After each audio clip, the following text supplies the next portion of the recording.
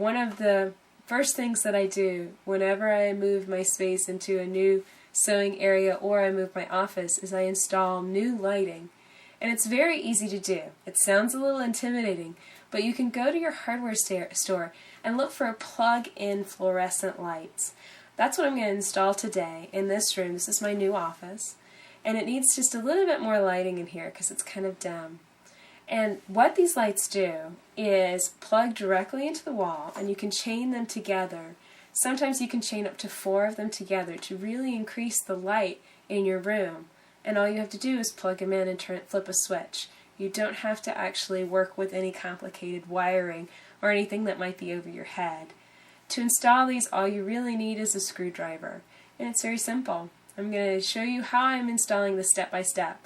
But of course, if you ever have any questions, feel free to email me, or of course, if you're going to try something that involves wiring, definitely contact your local electrician, okay? So let's get started.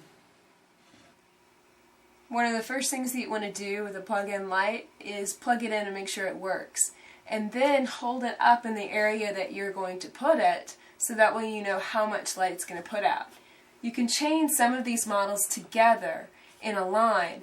And so it's kind of one of those things you want to kind of look at and say, okay, well, maybe I should chain 2 together for this room, or just use a really long one. In this room, I'm going to use just one really long one. All I have to do now is take the light bulb back out and insert screws on either end. It's very, very easy. Now I'm going to slide this in place and tighten the screws up.